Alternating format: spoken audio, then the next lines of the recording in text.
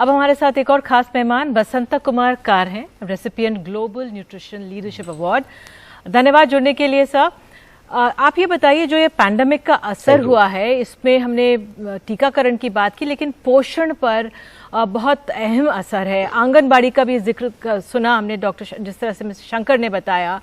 आप ये बताइए सर कि किस तरह से हम पहले हालात में पहुंचेंगे, पोषण हमारे बच्चों को मिलेगा, आंगनबाड़ी क्योंकि इससे बहुत प्रभावित हुई हैं।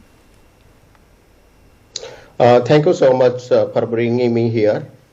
I think good nutrition is good life, and during this pandemic time, we have realized that it is also a PPE, personal protection equipment.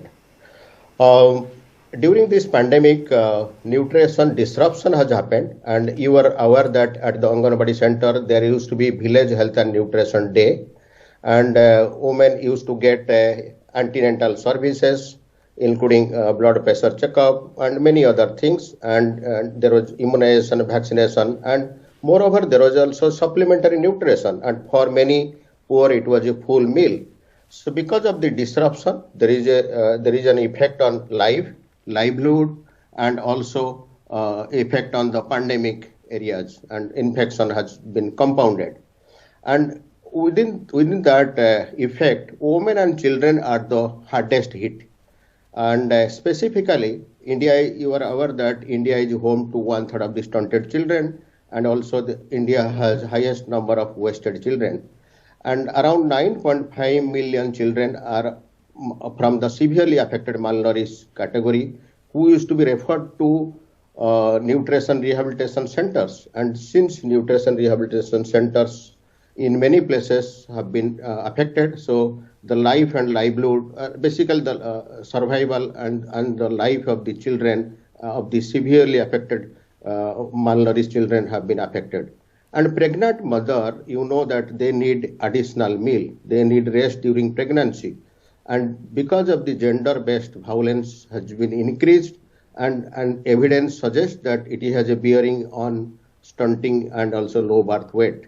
So overall, there is a lot of effect because of this pandemic. Government has tried to address those effects. There is also cash system. There is also home contact, and there is also delivery by Anganwadi workers and ASHA workers at the doorstep.